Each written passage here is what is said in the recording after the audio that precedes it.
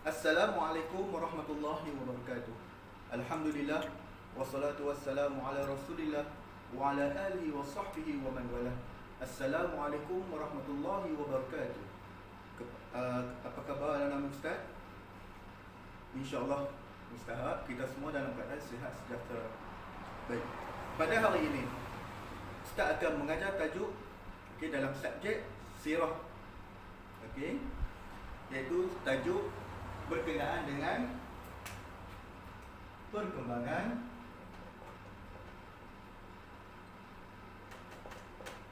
agama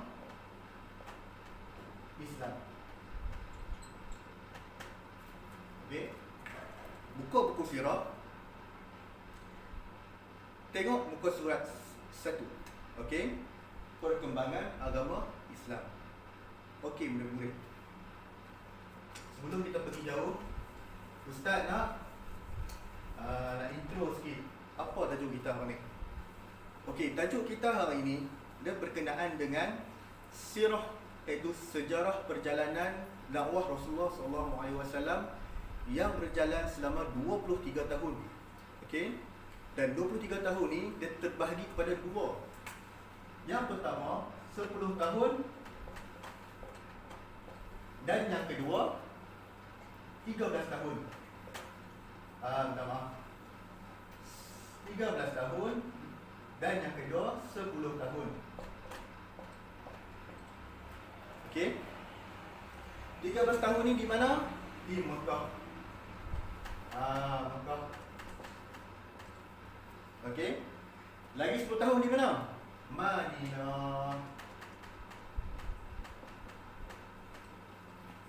Jelas kat sini murid?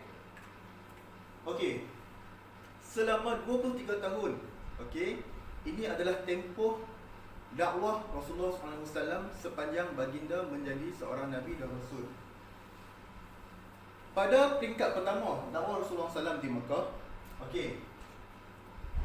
baginda telah memulihkan akidah orang-orang Mekah dahulu. Iaitu tempoh ni akidah, memulihkan akidah. Pada waktu tu penduduk Mekah, mereka telah sebati dalam diri mereka dengan kepercayaan terhadap alam semula tadi. Maksudnya mereka menyembah pokok, mereka menyembah batu, dan mereka juga menyembah matahari, bintang-bintang, ada lah dalam kalangan mereka. Dan juga mereka dah sebati dalam diri mereka, yang mana mereka percaya bahawa sebanyak 360 buah berhala di sekeliling mereka ni dapat memberi manfaat dan juga kemudaratan kepada mereka. Mereka dah sebati dah dalam diri mereka ni. Mereka dah lahir kat dunia Mekah, lahir kat bumi Mekah, celik-celik mata tengok mak ayah keluarga semua dah pakat sembah berhala. Jadi di sini peranan Rasulullah SAW yang pertama sekali ialah memulihkan akidah, iaitu akidah hanyalah kepada Allah Subhanahu Wa Taala. Dan mereka juga percaya bahawa dalam kalangan 360 buah, dalam banyak-banyak 360 buah berhala, yang paling besar, paling berkuasa ada 4, iaitu Lata. Ni nama berhala ni Ustaz sebut ni. Lata, Uzza, Asif, Nailah. 4 berhala ni bagi mereka ni paling mulia. Saya tulis. Yang pertama Lata. Ni nama berhala lah saya sebut, Lata. Yang kedua Uzza. Yang ketiga Asif. Asif. Yang keempat Nailah. keempat-empat berhala ni adalah berhala yang paling mulia bagi kepercayaan masyarakat Quraisy Mekah pada waktu itu. Okey. Dan di sinilah Rasulullah SAW sedaya upaya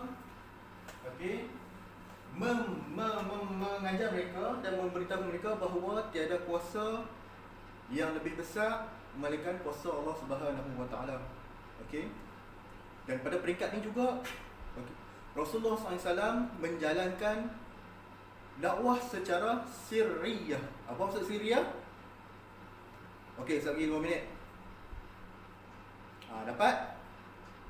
Okey, alhamdulillah. Maksud sirriyah apa dia? Rahsia. Okey. Sirriyah. Maksud sirriyah apa dia? Rahsia.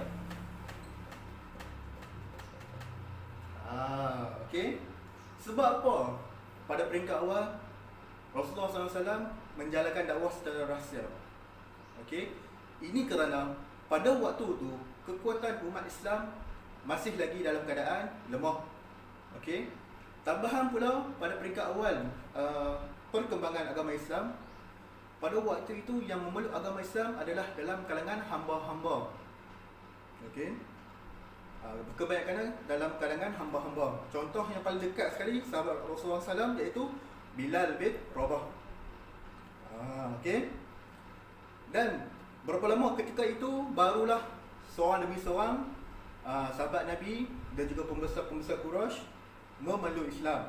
Okey. Antaranya yang paling awal memeluk Islam sahabat Nabi ialah Sayyidatina Khadijah. Okey. Beliau juga sahabat Nabi dan beliau juga adalah isteri Nabi. Yang kedua sahabat Nabi iaitu Sayyidina Abu Bakar As-Siddiq. Yang ketiga Ali bin Abi Talib. Yang keempat Hamzah bin Abdul Muttalib iaitu bapa saudara Nabi. Dan seterusnya. Okey. Baik.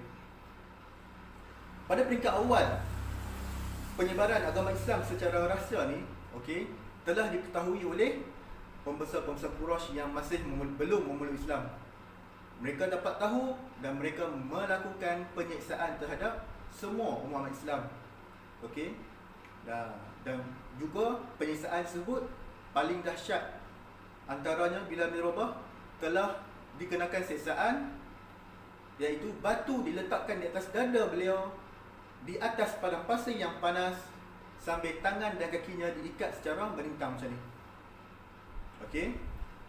Lalu tuan kepada Bilal bin Rabah telah memaksa Bilal bin Rabah untuk mengaku bahawa Tuhan Lata, Uzza, Asifah, Na'ilah itu adalah Tuhan mereka. Tetapi Bilal bin Rabah mengatakan sesuatu perkataan yang tak pernah ubah imannya. Itu apa dia? Ahad, Ahad, Ahad, Ahad. Okey. Dan ada juga umat Islam dan juga sahabat Rasulullah SAW iaitu Sumayyah, wanita pertama yang syahid. Okey. Wanita pertama yang syahid diseksa oleh pembesar-pembesar Quraisy. Kalau tak silap Ustaz, Abu Jahal yang menyula Sumayyah sehingga mati. Okey, itu secara ringkas Ustaz cerita. Okey. Dan setelah berapa lama dan umat Islam pun dah semakin kuat, lalu Rasulullah SAW telah mendapat perintah daripada Allah Subhanahu Wa Taala, okey, untuk berhijrah ke Madinah. Dan di sana dan di Madinah Rasulullah SAW telah menubuhkan satu kerajaan Islam, iaitu kerajaan Islam Madinah. Dan dari situlah baginda melakukan perubahan. Okey, insya-Allah kita akan masuk pada tajuk yang akan datang.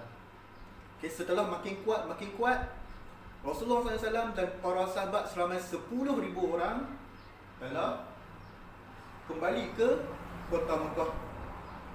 Dan di sinilah terjadinya peristiwa pembukaan kota Mekah. Sebanyak berapa ribu orang? 10,000 orang. 10,000 orang telah kembali ke Mekah dengan senjata. Okey.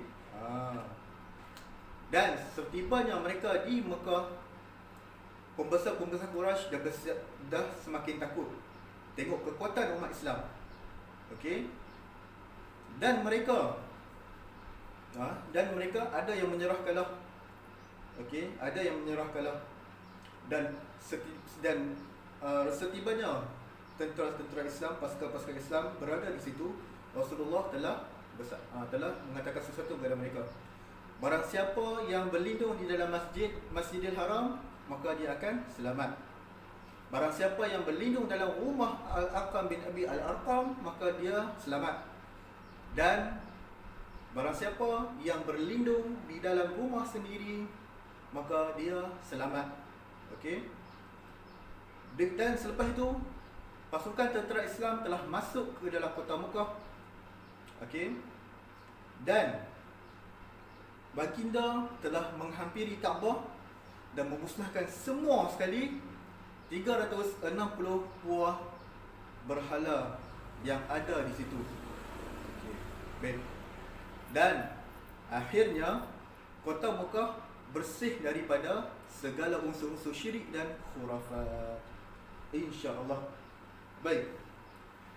Apa yang kita faham daripada cerita yang Ustaz sampaikan ni ialah kota Mekah, okey, kota Mekah pada awalnya mereka mengikut ajaran Nabi Ibrahim. Okey. Sebab asal pembukaan kota Mekah ni juga adalah bermula daripada Nabi Ibrahim dengan Nabi Ismail. Adalah peristiwa pembinaan kota Mekah dan juga bukan kota Mekah, Kaabah, dalam peristiwa pembinaan Kaabah. Okey. Dan juga peristiwa Nabi Ibrahim tinggalkan Ismail di situ bersama ibunya Siti Hajar. Okey.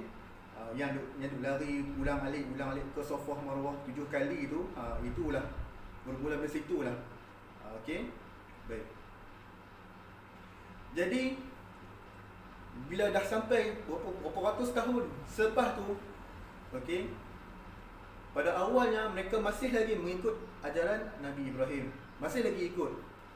Dan berapa lama selepas ketika itu, dan setelah melepasi beberapa generasi, akhirnya ajaran Nabi Ibrahim perlahan-lahan diselewengkan. Dah masing-masing dah tak ikut lah. Okey. Sebab itulah kedatangan Rasulullah SAW sebagai Nabi dan Rasul untuk mengembalikan syiar Islam di bumi Mekah. Okey, insya-Allah. Baik. Jadi apa kesan? Okey, apa kesan akidah pembaik pulih akidah yang dibawa oleh Rasulullah SAW? Yang pertama, kesannya hidup lebih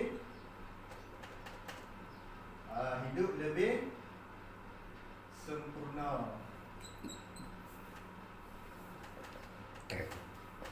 Okey. Hidup lebih sempurna. Kalau sebelum ni, okey, penduduk Mekah selain daripada menyembah berhala, mereka juga terlibat dengan zina, terlibat dengan judi, terlibat dengan tilik-tilikkan, jumpa bomoh, okey, ataupun riba. Yang ni kita akan pergi pada tajuk yang akan datang. Okey. Dan apabila Islam datang, maka mereka tinggalkan semua tu. Okey, dan juga minum arak. Okey. Waktu tu penduduk Mekah sebelum Islam minum arak. Selepas Islam, mereka tinggal semua tu.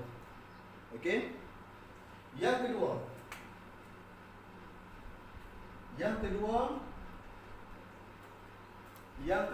selamat dunia dan akhirat.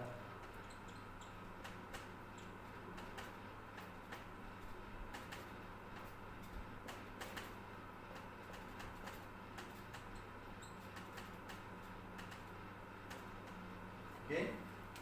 Selamat dunia dan akhirat. Sebagai orang Islam, okay, kita wajib percaya ada kehidupan selepas kehidupan di dunia. Okey, yang mana kehidupan itu adalah tempat kita menerima setiap balasan yang kita buat dekat sini, dekat dunia. Sama ada kita banyak pahala ataupun kita banyak dosa. Sama ada kita masuk syurga ataupun kita masuk neraka. Okey, jadi bagi kita orang Islam, selagi kita ikut apa yang Rasulullah ajar dan juga Allah Ta'ala perintahkan, kita akan selamat dunia dan akhirat. Okey, dan bagi orang yang tidak mengikut ajaran Islam, masih lagi membuat maksiat, maka tunggulah apa yang dia akan dapat di akhirat sana. Okey, baik. Jadi setakat itu dahulu tajuk kita pada hari ini. InsyaAllah kita akan pergi ke tajuk pada pelajaran yang akan datang, InsyaAllah. Musta'akhir dengan wabillahi taufiq wal hidayah. Wassalamualaikum warahmatullahi wabarakatuh.